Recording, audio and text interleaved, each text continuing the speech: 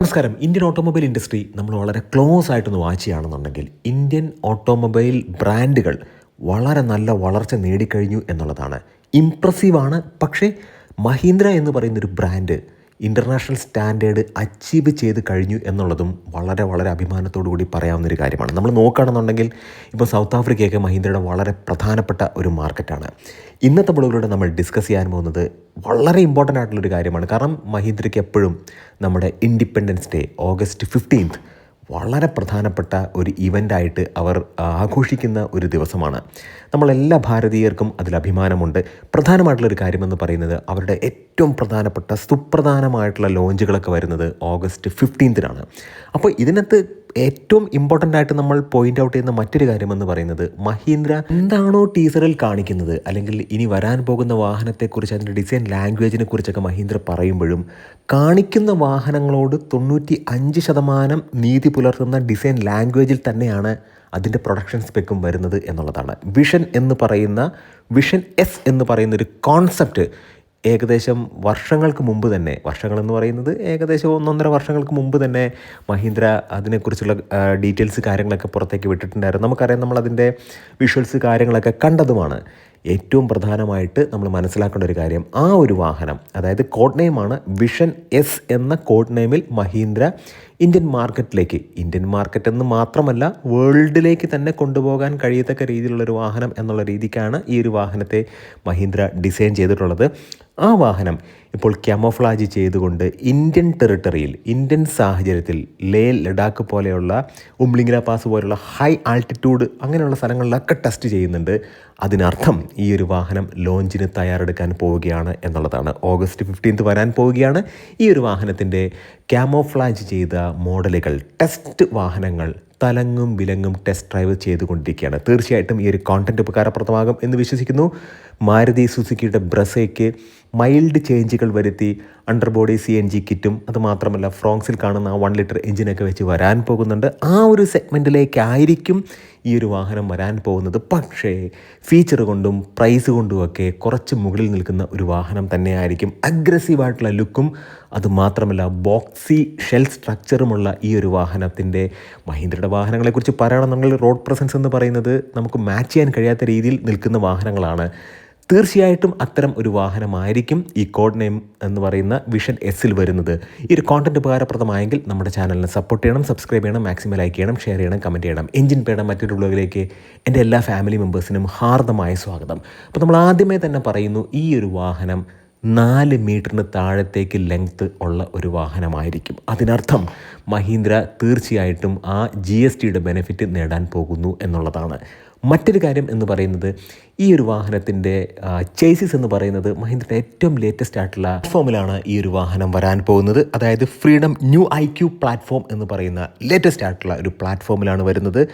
ഏറ്റവും പ്രധാനപ്പെട്ട കാര്യമെന്ന് പറയുന്നത്, ഈ ചേസിസിൻ്റെ ഒരു ഗുണം, അത് തീർച്ചയായിട്ടും സ്പേസ് മാനേജ്മെൻറ്റിനെ എൻഹാൻസ് ചെയ്യും.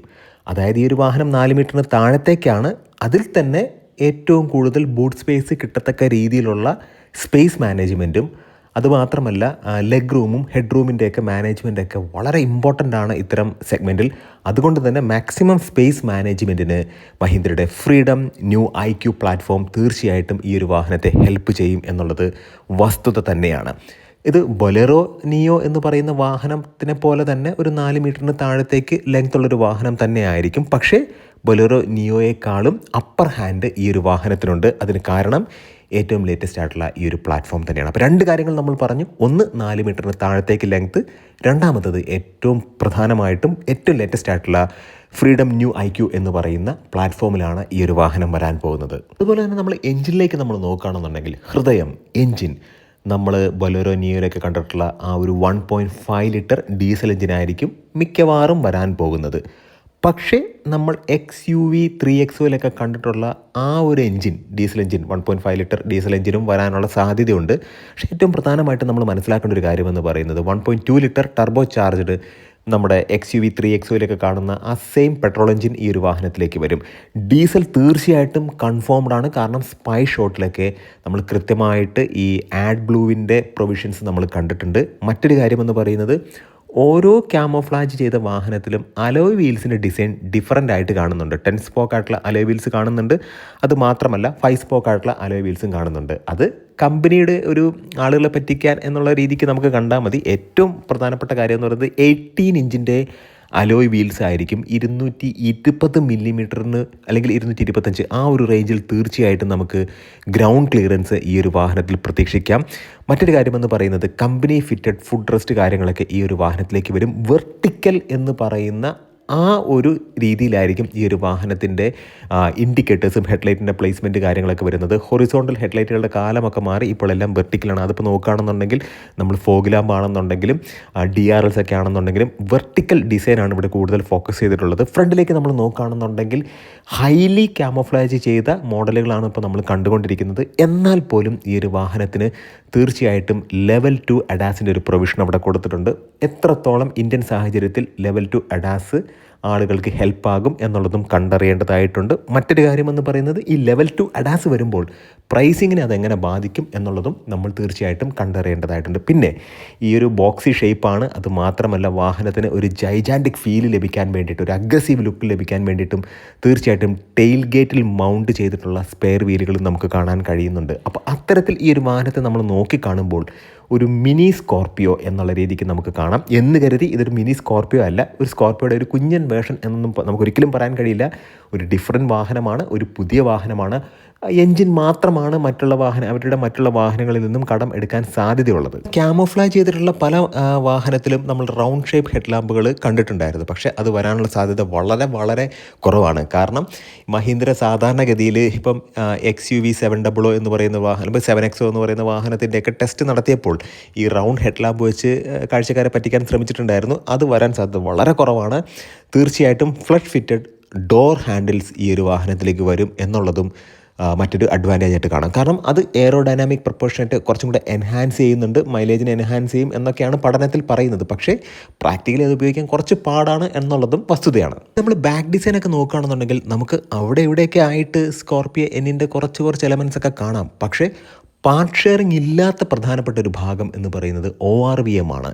നമ്മളത് നോക്കുകയാണെന്നുണ്ടെങ്കിൽ മഹീന്ദ്രയുടെ ഒരു വാഹനത്തിനും കാണാത്ത രീതിയിലുള്ള, ഈ ഒരു വാഹനത്തിലേക്ക് മാത്രം ഡിസൈൻ ചെയ്തിട്ടുള്ള രീതിയിലുള്ള ഒരു ORVM നമുക്കവിടെ കാണാൻ കഴിയുന്നുണ്ട്. ഇതിനകത്ത് എടുത്തുകൊണ്ട ഒരു കാര്യമെന്ന് പറയുന്നത് ഫ്രണ്ടിലെ ഗ്രില്ല് കാര്യങ്ങളെല്ലാം വെർട്ടിക്കൽ ടൈപ്പ് ഡിസൈൻ ആണെങ്കിൽ പോലും ഇപ്പോൾ മഹീന്ദ്ര റൗണ്ട് ഷേപ്ഡ് ആയിട്ടുള്ള ഹെഡ് ലാമ്പ് കാര്യങ്ങളൊക്കെ ലേറ്റസ്റ്റ് ആയിട്ടുള്ള ക്യാമോഫ്ലാജ് ചെയ്ത വാഹനങ്ങളിൽ കാണിക്കുന്നുണ്ട്. ചിലപ്പോൾ ലോവർ വേരിയൻറ്റിൽ ഇത്തരം റൗണ്ട് ഹെഡ്ലൈറ്റുകൾ കൊടുക്കാനുള്ള സാധ്യതയുണ്ട്. കമ്പനിയാണ് അവരെങ്ങനെയാണ് ചിന്തിക്കുന്നത് എന്ന് നമുക്ക് പറയാൻ കഴിയില്ല. എൻ്റെ ഒരു കണക്കുകൂട്ടൽ പ്രകാരം തീർച്ചയായിട്ടും ഈ ഒരു വാഹനത്തിൽ റൗണ്ട് ഹെഡ് ലാമ്പ് കൊടുക്കുമോ എന്നുള്ളൊരു ചോദ്യം വളരെയധികം വലിയൊരു ക്വസ്റ്റ്യൻ മാർക്കായിട്ട് നിലനിൽക്കുന്നു. എന്നാൽ പോലും റൗണ്ട് ഹെഡ് ലാമ്പ് കൊടുത്തിട്ട് പോലും ഈ ഒരു വാഹനം വളരെ ഭംഗിയുണ്ട്. പക്ഷേ XUV 700 എന്ന് പറയുന്നൊരു വാഹനം ടെസ്റ്റ് ചെയ്ത സമയത്തൊക്കെ ഇത്തരം റൗണ്ട് ഹെഡ് ലാമ്പുകളൊക്കെ കൊടുത്തിട്ടുണ്ടായിരുന്നു. പക്ഷേ വന്ന സമയത്ത് അതിന് ഹെഡ് ലാമ്പൊക്കെ എൻ്റയർലി ഡിഫറൻ്റ് ആയിരുന്നു എന്നുള്ളൊരു വസ്തുതയും നമ്മുടെ മുമ്പിലുണ്ട്. മാത്രമല്ല മഹീന്ദ്രയുടെ ട്വിൻ പീക്ക് ലോഗോയിലായിരിക്കും ഈ ഒരു വാഹനം വരാൻ പോകുന്നത്. ഇൻറ്റീരിയറിലേക്ക് വരികയാണെന്നുണ്ടെങ്കിൽ നമ്മൾ സ്കോർപ്പിയോ എന്നിൻ്റെ കുറച്ച് ഭാഗങ്ങൾ, എക്സ്പെഷ്യലി സ്റ്റിയറിംഗ് വീലൊക്കെ നമുക്കൊരു പാർട്ട് ഷെയറിംഗ് എന്നുള്ള രീതിക്ക് കാണാൻ കഴിയുന്നുണ്ട്. വളരെ മികച്ച ഒരു ഇൻറ്റീരിയർ തന്നെയാണ് ഈ ഒരു വാഹനത്തിൽ. അപ്രൈറ്റ് ആയിട്ടുള്ള സീറ്റിംഗ് പൊസിഷൻ ഈ ഒരു വാഹനത്തിൻ്റെ വലിയ ഒരു അഡ്വാൻറ്റേജ് ആണ്. മാത്രമല്ല ഇൻറ്റീരിയറിൽ ഒരു 12.5 ഇഞ്ചിൻ്റെ ഫ്ലോട്ടിംഗ് ഇൻഫോർടൈൻമെൻറ്റ് സിസ്റ്റം കാര്യങ്ങളൊക്കെ വരുന്നുണ്ടായിരിക്കും. ഡിജിറ്റൽ ഇൻസ്ട്രുമെൻറ്റ് ക്ലസ്റ്റർ തീർച്ചയായിട്ടും ഉണ്ടായിരിക്കും. ഒരു ഹെക്സഗണൽ കൈൻഡ് ഓഫ് ഡിസൈൻ ആയിരിക്കും ഈ ഒരു വാഹനത്തിൻ്റെ AC വെൻ്റ് കാര്യങ്ങൾക്കൊക്കെ ഉള്ളത്. അത് ശരിക്കും പറഞ്ഞിട്ടുണ്ടെങ്കിൽ ഹെക്സഗണൽ എന്ന് നമുക്ക് പറയാൻ കഴിയില്ല. തീർച്ചയായിട്ടും ഈ മോഡലിൻ താഴത്തെയും AC വെൻ്റുകൾ ഒരുമിച്ച് കൂടുമ്പോൾ ഹെക്സഗണൽ ഡിസൈൻ നമുക്ക് ഫീൽ ചെയ്യുന്നുണ്ട്. അത്തരത്തിൽ ഒരു ഡിസൈൻ ലാംഗ്വേജ് ആയിരിക്കും ഈ ഒരു വാഹനത്തിൻ്റെ AC വെൻ്റുകൾക്ക് വരാൻ പോകുന്നത്. മറ്റൊരു കാര്യമെന്ന് പറയുന്നത് ഈ ഒരു വാഹനത്തിൻ്റെ സേഫ്റ്റിയിൽ യാതൊരുവിധ കോംപ്രമൈസും മഹീന്ദ്ര വരുത്തില്ല എന്നുള്ളതാണ്. 5 സ്റ്റാർ റേറ്റിംഗ് കിട്ടത്തക്ക രീതിയിലുള്ള ഒരു ഡിസൈൻ ലാംഗ്വേജും ഇതിൻ്റെ റീഇൻഫോഴ്സ്മെൻ്റ് ഒക്കെ ആ ഒരു രീതിക്കായിരിക്കും. തീർച്ചയായിട്ടും ഈ ഒരു വാഹനം 2026 ഓഗസ്റ്റ് 15 ഇന്ത്യൻ മാർക്കറ്റിലേക്ക് ലോഞ്ച് ചെയ്യാൻ വളരെയധികം സാധ്യത കൂടുതലാണ്. അതിനു മുമ്പ് ജൂലൈയിൽ മാരുതി സുസുക്കിയുടെ ബ്രസ അതിൻ്റെ ഒരു ഫേസ് ലിഫ്റ്റ് തീർച്ചയായിട്ടും വരുന്നുണ്ടായിരിക്കും. തീർച്ചയായിട്ടും ഈ ഒരു വാഹനത്തിൻ്റെ പ്രൈസിംഗ് എന്ന് പറയുന്നത് എന്തായാലും XUV 3XOയുടെ മുകളിലായിരിക്കും. ഒരു കാര്യം കൂടി എടുത്തു പറയട്ടെ, ഈ ഒരു വാഹനത്തിൽ 4 വീൽ ഡ്രൈവ് ഉണ്ടായിരിക്കില്ല, ഒരു ഫ്രണ്ട് വീൽ ഡ്രൈവ് വാഹനമായിരിക്കും എന്നുള്ളതാണ് ഇപ്പോഴത്തെ ഇൻഫർമേഷൻ വെച്ച് നമുക്ക് മനസ്സിലാക്കാൻ കഴിയുന്നത്. തീർച്ചയായിട്ടും നിങ്ങൾക്കൊരു യുണീക്കായിട്ടുള്ളൊരു വാഹനം വേണം, ബോക്സി ഷേപ്പിലുള്ളൊരു വാഹനം വേണം, നല്ല റോഡ് പ്രസൻസ് ഉള്ള 4 മീറ്ററിൻ്റെ താഴത്തേക്ക് ലെങ്ത്തുള്ള അഫോർഡബിൾ റേഞ്ചിൽ വരുന്ന ഈ ഒരു സെഗ്മെൻറ്റിൽ അഫോർഡബിൾ റേഞ്ചിൽ വരുന്ന ഒരു വാഹനം വേണമെങ്കിൽ നിങ്ങൾക്ക് വിഷൻ എസ് എന്ന് പറയുന്ന ഈ ഒരു മോഡലിന് വേണ്ടി കാത്തിരിക്കാം. നല്ല നല്ല കോണ്ടൻറ്റുകളായിട്ട് നമുക്ക് വീണ്ടും കാണാം. നിങ്ങളുടെ സ്നേഹത്തിനും സപ്പോർട്ടിനും ഒരിക്കൽ കൂടെ നന്ദി. നമസ്കാരം.